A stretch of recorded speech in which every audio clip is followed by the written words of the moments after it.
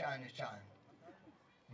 kandi nubona umwana gusa karagenda mu kwaha kwa nyina zoba byagenze nabi muje ndajana na mama iyo bataye 14:6 umwana w'imyaka 10-12 ngo arajana na mama genda usanga abandi bahungu wa mama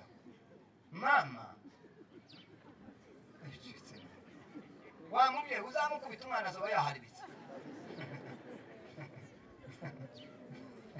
tazavamo n'ikintu kiri aho ngaho gusa mubwira agende hariya kandi imyaka 12 akakubitwa n'akana k'imyaka 8 akamaza hayarira kandi ayahamagara nyina ngo bamukubise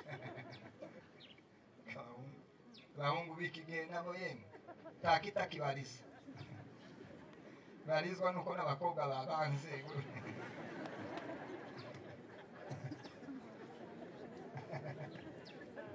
akona ningachi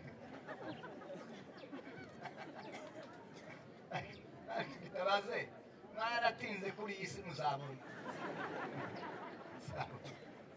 muzabona ibiko n'ukurwima aho umwana w'umuhungu arira akarira ngo umukobwa yamanze ngo ntarya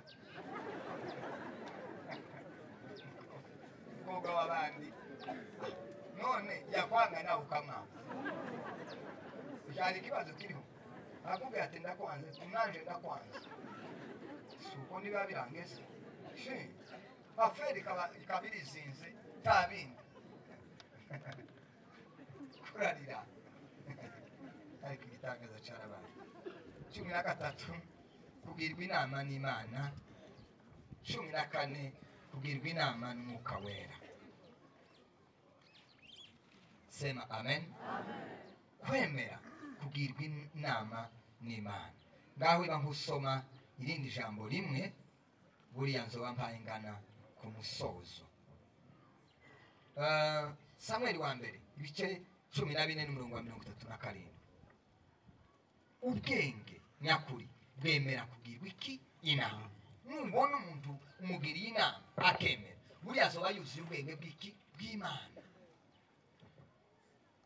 hasome 14:37 Samuel wa mbere na 38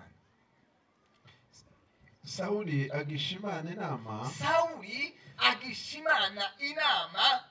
ati mbese nkurikire Abafilisitiya urabatanga mu maboko y'Abisiraheli ariko uwo munsi ntiyamusubiza Imana ntiyagira gute ntiyamusubiza maze Sauli aravuga ati nimunyegere batware mwese murebe mwitegereze nushaka urekere gutya nukuvuga ngo Sauli yamaze bagiye kubaza Imana ngo Imana iraceceka ngo iceceka abagize ikibazo aravuga ati ariko muzano twegerane tubaze ikibazo cyabaye niki kuko Imana idasubiza nibyo twataye ubunyine byataye garanti dusigaye tugenda twagira ngo turabanga Imana yavuze ariko nyine hariho n'abandi b'inteka mutwe bari mu kudutekaho bitangize gusa mu ariko Imana yavuze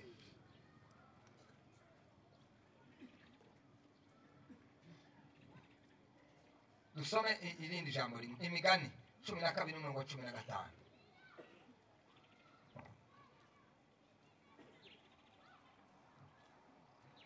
Imigani 12:15 imirimo y'umupfu ihora imutunganira aho ariko umunyabwenge yemera kugirwa inama ariko umunyabwenge yemera kugirwa inama birasobanutse umunyabwenge yemera kugira gute kugirwa inama uheruka ryari kubaza Imana ubuzima bwawe bwo muri iyi si hari igihe uzubaza Imana iyo uhuye n'ibibazo reka kuzimura baza Imana utese iki ni gute Imana irahari kuvuga yisha Imana inama n'abantu ntitwahakanye hari aho mwabonye ari bizima kugisha abantu inama ariko icyambere iki Imana nimba umuntu akubwira inama banza ugende usenge dusoreza kuri iri jambo ubwenge nyakuri ubwenge bw'Imana bugira imbabazi bugira iki imbabazi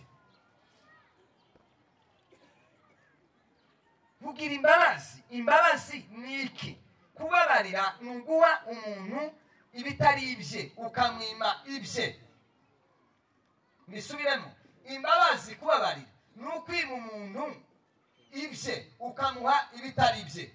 Mu yandi magambo ni ukwima umuntu wari ugiye gupfa ukamuha kubaho. Izo nizo mbabazi. Sema amen. Umutima rero utagize imbabazi nta bwenge. Singa karimo utababarira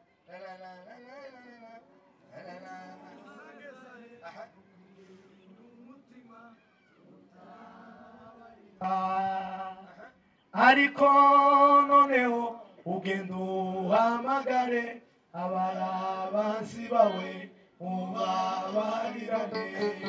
Nigeze kubona mu Burundi umugore umwe twari hafi n'urusengero none arambira ngo yarwaye ariko narabonye kuba kutababarira ni ingorane. None ngo ndangize arambira ngo nize kumusengera yarwaye. Ndagenda mushike ndasenga kandi nari meze nka neza. Ndasenga amasengesho arya nyine y'umuriro. Hari igihe usenga nawe wagenda ukavuga uti isengesho ryagiye. Nubuce numara arambira ngo nizana ngwamubire. Ati buryaga rero wansengeye. Irya ndwara siyo nakize. Ese wakize iyi? Ati nakize indwara yo kubabarira. Ese byagenze gute? Ati hari umuntu wandiye ideni nari maze udukarane n'udukarane. Uko mwibutse izo tariki nkazandika. Uko mwibutse izo tariki nkazandika. Uko mwibutse tariki nkazandika. Wamaze kunsengera numva umutima uramburiye ngo mbabarire.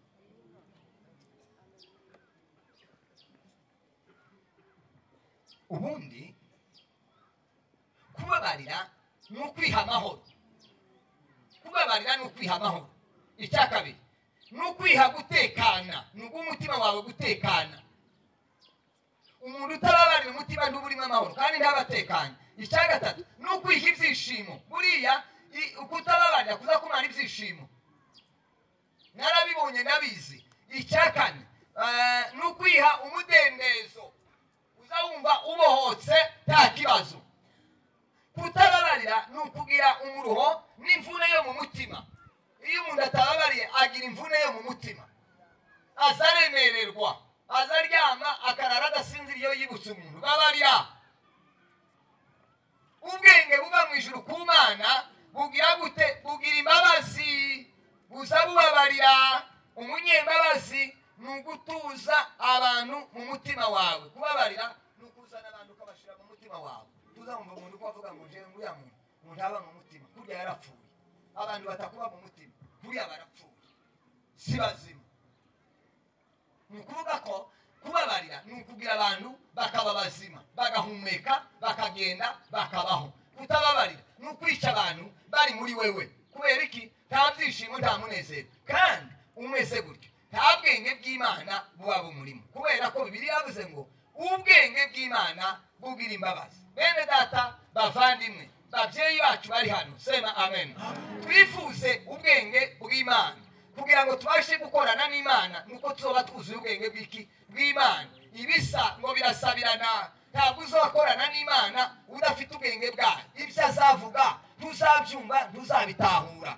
Ariko nuzaba ufite ubwenge bw'Imana biriya byose bizagushoboza gukora icyo Imana ishaka. Imana ibafashe, Imana ibaheze umugisha. Amen.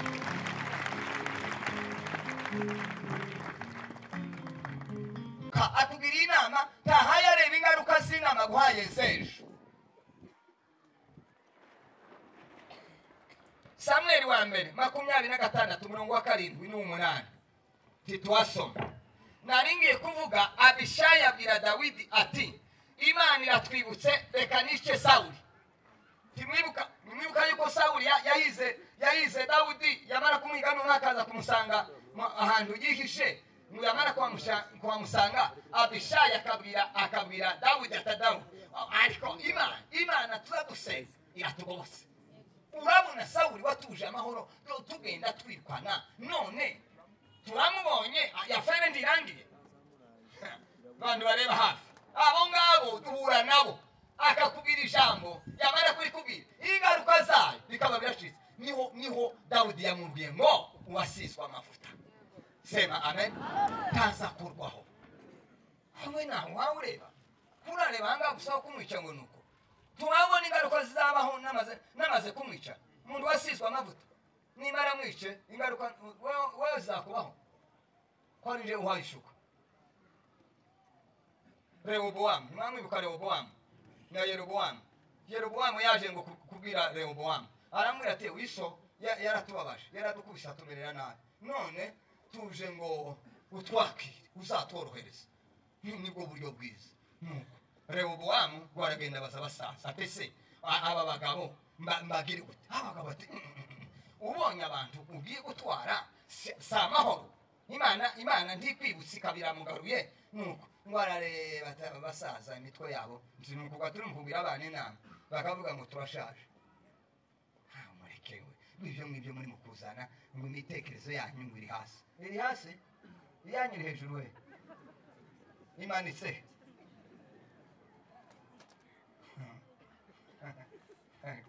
Ariko abana je bari mukunyobera musane nitwe twize mbere muri mu kwiga ibyo twize twabirangije kera none ko murabyiga ubu nyine murasaza. Computer twese ntitwatuyiga ubu nyine. Icyongereza ndabona pasiteri yari kwa yakinonosora haba nanje abantu babavuga ngo bandishe n'ubimenye. Kurangwa ari abantu bonica mu cyongereza nzambimenye umuntu aje kukwica ubuyoberwa yo bahabavuga umubiri kuriza bamumenya makuru y'ibintu. Mwararetse agenda aza kubaza iki abasore baramubwira bati yababa we ugenda umubwire ngo niba datageza gukubita umugozi ndoda ngukubita uzuba kubita icyuma. Mwumviyo nama abantu bareba hafi muzi ingaruka byabaye nicyo gihe Isirayeli yacitsemo ikibwamo n'icyo kibazo cyabaye. Abantu batanze inama Rehobowamu ntiyamimenya ngo akurikize inama y'abasaza kandi Bibiliya zivuga ngo bari bavuze uko Imana ishaka bari batanze inama y'Imana.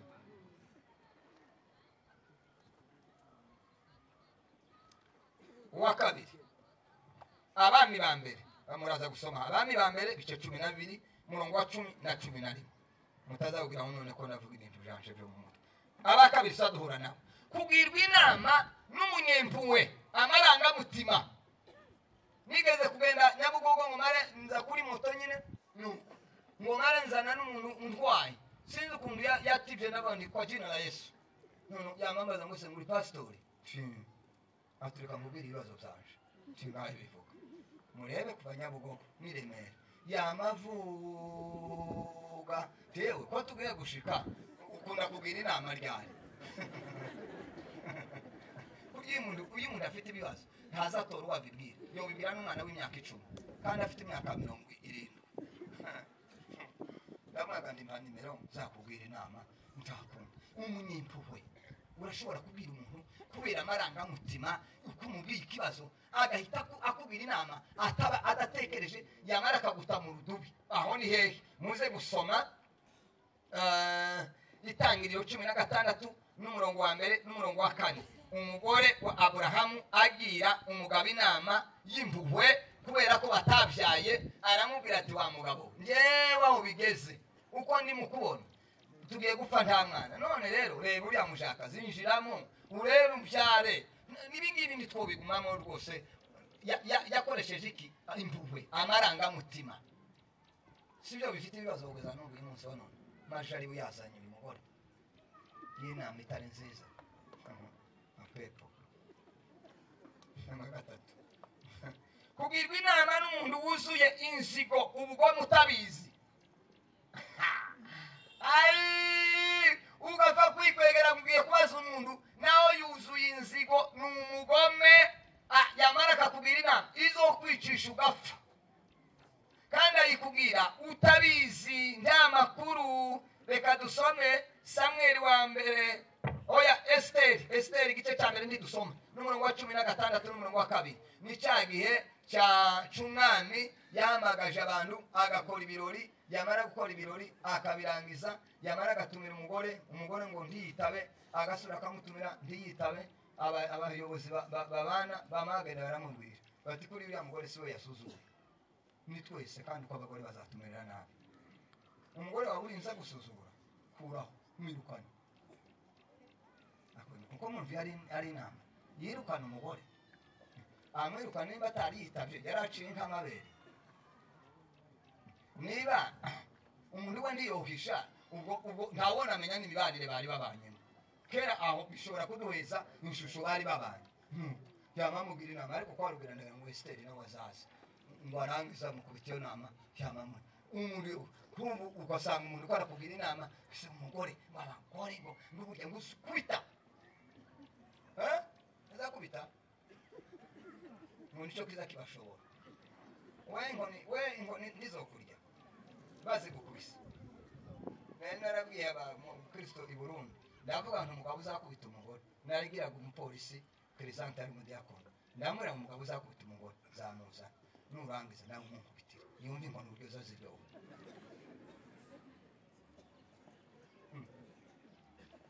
inkoni zaziryoha wadora umutwe wiwe wamuzanye utayumbona yaje nta mutwe aza kubwirira iwawe umutwe we bagakora ibintu bimwe mu ntawe uzi ngo kandi kibyararangiye n'uwawe byarashize niba warazanye afite umutwe uhengamye ugumishe gutyo ndakunda uracagize gute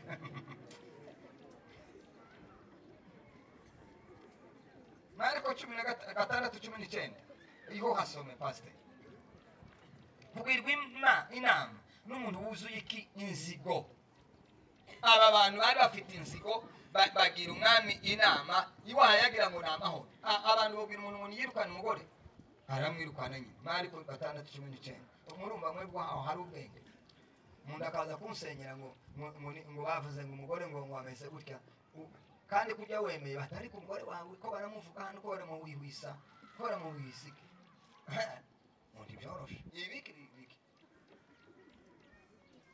ati kandi ko baravuga ko asigaye agenda ijoro twese nijoro tuzatugenda nta joro uragenda wowe numubaza nti kuvubutse nta joro uragenda ishize none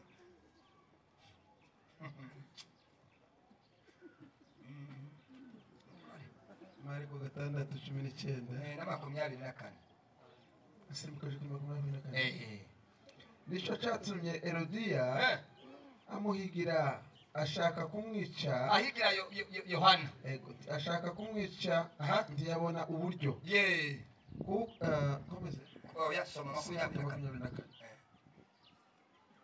arasohoka abaza nyina ati sabiki bisema sabiki aho aramusubiza ati saba igihanga cya Yohana umubatiza mwumve mukavyara mwumve iyo nama inama iri mu inzigo uyu mugore yari afite inzigo ikomeye kubera ko Yohana yamubwira ati ntushakwe n'undi mugabo ngo ararakara agashaka uburyo Yohana yopfa none umwana wiwe ngo araririmba imbere y'umwana ngo aririmbe ngo umwana aranezerwa ngo yamamubwira ati wa mwana w'umukobwa wewe niba ari igice cy'igihugu usaba ndakiguha umwana nawe arabanje arirukanka iyo apfa kwemera ngo avuga ati kimpe n'ubundi nico nkeneye ngo aje kubaza nyina ati ma ahari aganga barambuye ngo nsabe ico nshaka none niki ati genda usabe igihanga cya Yohana kubera iki muri we hari n'insigo yande ya Yohana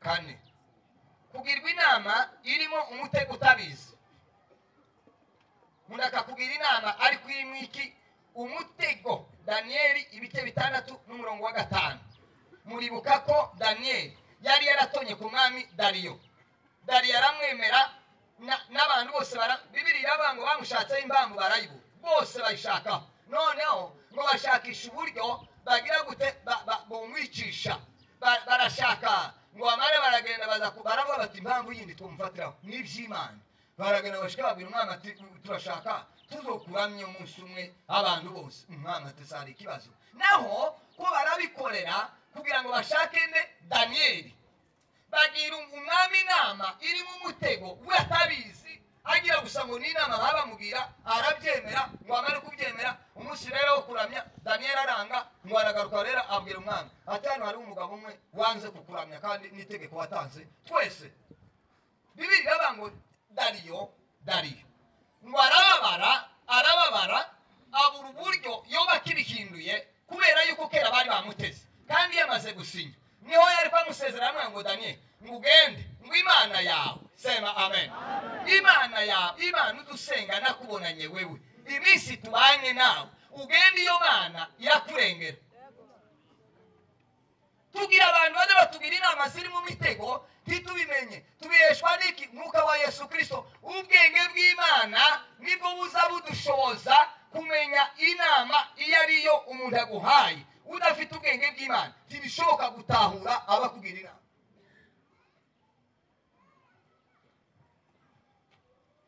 bagatanu kugirwa inama n'umuntu uhubuka ikirandamuke ikonkoboke kirandamuke kugirwa inama n'umuntu uhubuka uzamupfa kuvuga gusa ikirandamuke kiza cyangwa kirandamuka gusa ndagutekereza ikonkoboke nabo babaho baza batanga inama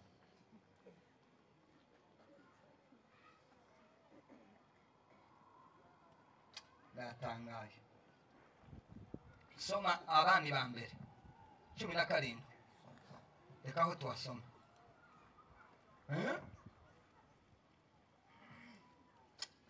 chino abantu bahubuka soma papa ingoma ya mbere 19 n'umurongo wa mbere ugere ku wa 4 ingoma ese turacyari kumwe ko birumvikana sema amen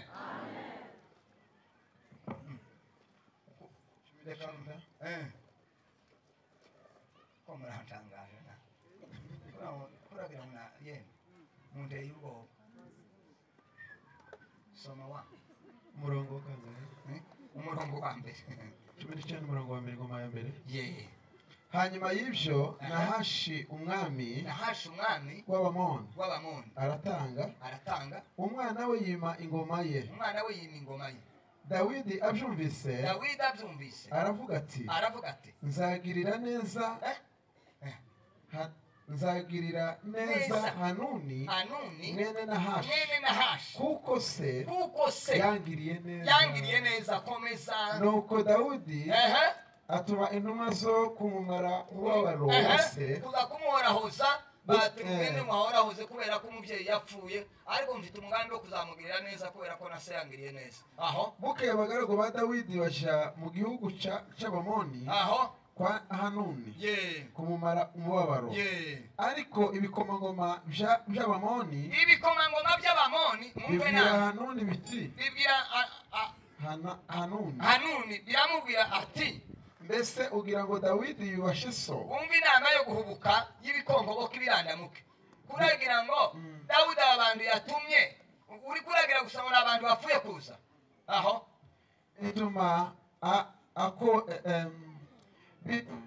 bituma koherereza aho kukumara umubabaro Dawidi ahubwo ntuzi ko abagaragu be bazamwe no kwitegereza umurwa kugira ngo bawurimbure kandi no gutata igihugu nuko Hanuni afata abagaragu ba Dawidi mwumve arabamora akeba imyambaro yabo hagati ku bibuno ahera ko arabohereza abandi baragenda babwira Dawidi uko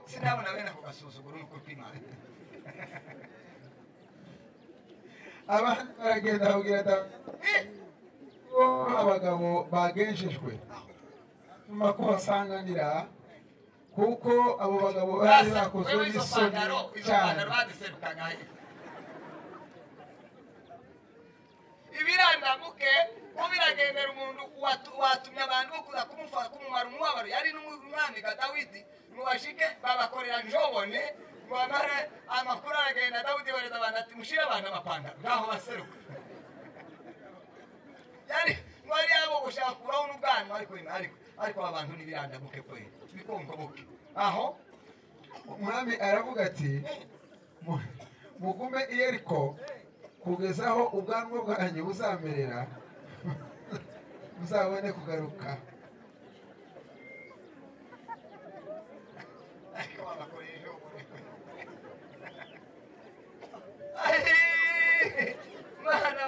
ibikongoboke bizabigira abandi inama ndamwambika kabisa. Dawudi afite umugambi wo gutabara no gufasha. None ibirandamuke bigiriye umuntu inama ataba abantu n'abatasi ntiberetswe si umwuka wababwiye inama yo mu mutwe n'ubwenge. None hari nusoma hepfo habaye ibibazo bikomeye. Kurumva ko Dawudi yamerewe neza.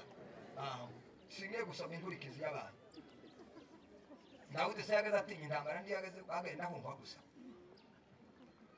Kugirwa inama n'umuntu uhubuka uzamuntu uzamumenya utuzuye umwuka wera. Kugirwa inama wa gatandatu, kugirwa inama n'umuntu wataye umutwe kubera ibibazo arimo. Umuntu wuzuye ama-stress yiwe yo mu rugo wamara gushika nawe muri kuramusaba inama. Stress zamwishe yahwereye karabura nawe umugira inama none arakwereka inama kubwira. Ntugire ngo izagusigaho. Kandi ntiwubimenya utuzuye umwuka wa Yesu Kristo. Wamenya umuntu se ufite ama-stress gute. Gusa uricaye mu urumva buriya ngo twagize ikibazo mu rugo none ariko ubundi mwagize ikibazo mu rugo none ugiye kukibwira nde ukandi ntubabwire umuntu amubwira cyasohotse cyasohotse cyane. Ariko kubera iki mutazamubwira abashumba ngo bari bumubwira nabo nimba bitoroshe nyine ntawo bimenya timukitwizera yemwe nyabuna muze mutwizera turacabika ibanga. Ubushize nabwiye madame mubwira ijambo rimwe dufite imyaka 30 ndagira ngo twashatse muri 1986 niho twashatse. Ejo bundi rero mubwira ijambo ndamubwira arambaza ati se iri jambo iyi myaka yose wari urifite cyane ati kubera iki utarinuye umutwe wawe wari utarakomera. tubona ko mbwiye ngo ariko yamambwira ngo arikwimbwira mbere umuntu byari korohaho namenye ubwenge. Iki ni cyo gihe cyo kubikubwira kandi ni amahoro. Ni ukuvuga ko iyo ufite ubwenge bw'Imana umenya uburyo bwo kubika ibanga. Turi kumwe abashumba Imana yaraguhamagaye nyine tuzatubika amabanga. Namwe nimukaza muyavuga ngo mubwire muzoza mureka umuntu nagusuka mwibyiwe ubigumana nubivuga si byiza. Kugirwa inama n'umuntu wataye iki umutwe kubera ibibazo. Reka mubabwire Yobu 2:9 10 ataye umutwe n'ibibazo asome noneho Yobu 2:10 ariko aramusubiza ati ubuze kumwe mu bagore b'abapfapfa mbese ye twahabwa ibyiza mu kuboko kw'Imana tukanga guhabwa ibibi. Muri ibyo byose nta cyaha Yobu yacumurishije ururimi rwe. Yaramubwiye ngo agire gute ngo natuka Imana ngo kandi numara ugire gute ngo wipfire kubera stress kubera ibibazo kubera kureba umugabo uko yarameze nuko yamerewe ibintu bimaze gupfa umubiri wiwe. Aramubwira ati se wa mugabo nanone ko mbambona bitameze neza nukugira inama ati ngayingi tuka Imana. Mwumve tiyanamubwira ati ngo abanza tuka Imana ngo namarapfa none se natuka Imana yamara gapfa. Yari yataye mu mutwe yari afite ibibazo.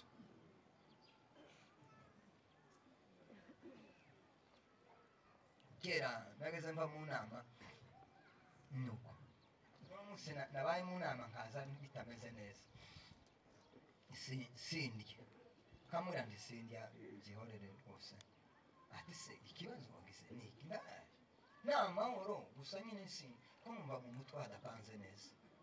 Ariko wambwiye ariko se ndakubwira gute kiwe nikubwira ibimbabaje urumbera umubabaro uramushofa wongera uvuge ngo ariko kosa agasuzuguro. Ninde wakubwiye gute kandi numara kumbwira gutyo kera imwe nasaze. Uzi ijambo umugore arakubwira ngo ariko abantu bagusuzugura gutya ngo bakagusuzugura gutya kandi ukamubona nyine uti baransuzuguye n'uyu wacu aransuzuguye. Kera ukamuvuga uti ngiye kwangaje afere nimara gupfa kamwira ntibikureba ngo bucya arambwira ati se kuza umvisha inama mwakoze nanone amakuru nkayamenya ntari kuzuyamenya byoroshe kandi nanje namaze koroherwa umutima wanje umeze neza ukaza ukambwira byarangiye urabona tugakomeza urugendo ni ukuvuga ko uzirinde inama kubwira umudamu umubwire cyane cyane abashumba igihe ubabaye nguhita umubwira akababaro kawe numubwira akababaro kawe byanga bikunda niba muzamusabana muzamuvugana azakubwira ijambo kandi nakubwira ijambo rizagira ingaruka zitari nziza banza umureke ibintu byanze bihinde nibigera iriya uzabone ko umureti wamunsiga byari bimeze gutya ntabwo ariko byararambiye kugirwa inama n'umuntu wataye iki mutwe kugirwa inama n'umuntu bita inararibonye ureba kure birumvikanye kasome oya mwandike gusa kuva 18 n'umurongo wa 13 15 muribuka Mose akira abantu imanza ngo araruha ndetse aja kwisabira no gupfa kubera umuruho sebukwe ngo aranza aramubwira ati se wa mugabo wa mukwe we urawereye abantu baza batonda umurongo kuva mu gitondo kugeza nimugoroba icyo kibazo ufite n'iki wagiye ugafata abandi bantu bakaza baca imanza ntono urubanza rwabaye runini rwakomeye bakabona kurukuzanira ngo arangize Mose igituma yari umuntu w'igitangaza wari wuzuye ubwenge bw'Imana ngo arangize yamayemera iyo nama ese turi kumwe kugirwa inama n'umuntu inararibonye uzi ibintu ubona kure akaba yarabaye mu bintu akakubwira inama yubaka igufasha cyaramufashije cyane kubera iki kuko yahuye n'umugabo inararibonye uzi ibintu kandi uzasoma Mose yari yarize muri Egiputa yari umunyabwenge cyane ariko sebukwe ntawe baza batubwira ko yari yarize ariko yari afite ubwenge bw'ubumana turi kumwe muvuga ngo amen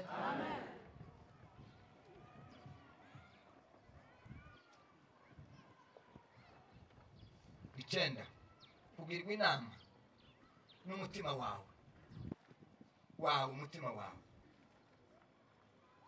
wa mwanditsi yaravuze simbandibuka ni muri Yesaya avuga ngo umutima urusha ibintu byose kugira gute gushukana muri Yeremiya umutima washutse Sara ngo ntakibyaye abwira umugabo umutima washutse Nebukadinezari ngo arakomeye wazenguruka umunyaha yavuga ngo we ngo niwe gitangaza umutima washutse umugabo w'umutunzi wabwira umutima we mufite ibintu bitagenda kandi nzarya mererwe neza ifaranga Imana yasimbaye mutima uzarya uruhuka amarayika aramwatira ijoro urakwa ubuzima bwawe ibyo wahunitse birabe byande mutima uzushukana yuko aza wihutira gusa mu mutima niko wakubwira zubanza ubaza Imana ikubwira inama uyibaze kugirwa inama 10 kugirwa inama n'abantu benshi rimwe abantu benshi bakakubwira inama muribuka umunsi Sawuli yari agiye kwica Yonatani agiye kumwica ngo arangize yari yakoze akantu kamwe kandi babibuje ngo yagira umuntu uryandagira ngo akoze icumu mu buki ngo amare ararigata ngo amare Sawuli ngo ararahira aravuga ngo uwo bifata ngo nubwo umwana wa Yonatani ngo ndamwica ngo arangize nyine bifata Yonatani abantu baramubwira ngo Sawuli urica Yonatani azayishwa intambara zose niwe murwanyi bamubwira ngo iryo jambo urisubizeyo nubona abantu benshi bakubwiriye inama uzayumve baratandukanye bakakubwira kera bavuga ngo umugabo uzi guca urubanza ngo azagenza urubanza akagenda kwa nakashaka amati hari abantu bafite urubanza kandi bararuntuye bafite urubanza n'urumuri buriya ngahiba nkumburi kandi ari wewe akakubwira wamara ukumva uratsinze ukaja ku wundi yavuga ukumva uratsinze waja ku wundi ukumva uratsinze uzemere ubanije kwihana byaba byakurangiranye nubwira gahaye zizashira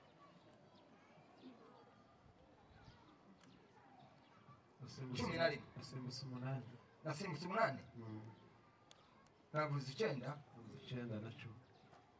10 nibyo aho akubana ari nkarangije reka mvuga 8 kugirwa inama n'umuntu ugahitse kandi muto kuri wowe ku myaka kugirwa inama n'umuntu ugahitse usuzuguritse muri abantu Imana naratangaye Imana nta muntu itocamo ese birumvikanye nta muntu Imana itocamo tawe mwibuke muri bibiliya itangiriro 41 n'umurongo w'8 na 13 umukozi wo mu gikoni wa Farawo amubwira inama nyuma ya ziriya nzozi aravuga ngo hariho umuntu ese ko birumvikana hariho umuntu wadusobanuriye inzozi turi mu gasho turi muri prison uko yabivuze neza niko byagenze Farawo ntiyitaye ku mukozi ukora mu gikoni ngo amusuzugure ngo amutege ugutwi aravuga ati kandi uyu muntu iyi nama yo bari siyo yamutabaye siyo yakijije igihugu mwavuga ngo amen amen.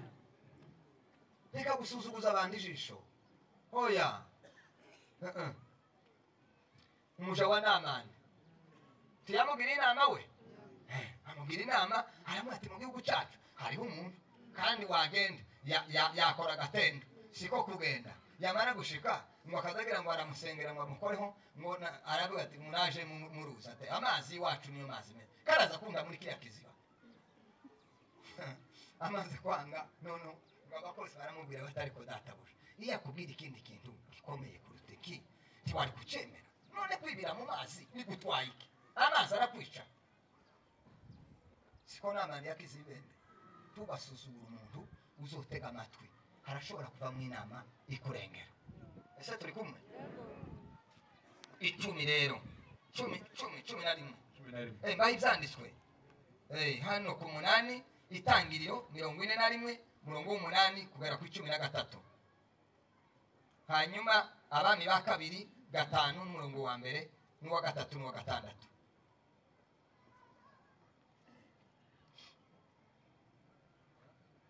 abami ba mbere oya abami ba kabiri nako abami ba kabiri sorry abami ba kabiri igice cya 5 umurongo wa mbere n'uwa 3 n'uwa 5 10 inama ya 10 kugirwa inama n'abantu benshi rimwe ndagira ngo nicyo nakivuze 12 rero 11 kugirwa inama n'umunyamasengesho kugirwa inama n'umuntu usenga nuko nabo bunyine basibe baragize sibe batwaze no starizo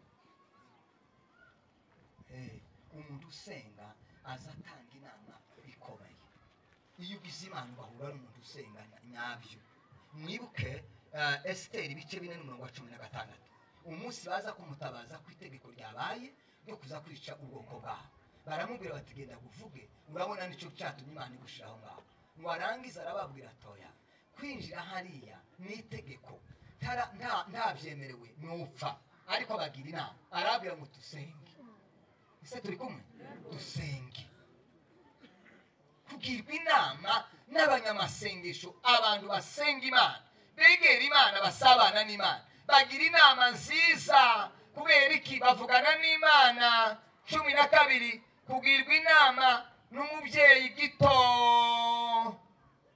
kugirwa inama n'umubyeyi gito uwa mbere n'uriya twavuze Herodiya 14 n'umurongo wa 6 Matayo uwa kabiri ni Rebeka agira umwana ngo ahabwe umuraga atari uwiwe ariko nimugore nawe ndiye narameze neza ariko biraza bishika uriya ni abana bazabegera ba nyina n'abazabegera basi nzambona ko kariya kabica kabaga mu gikoni nkako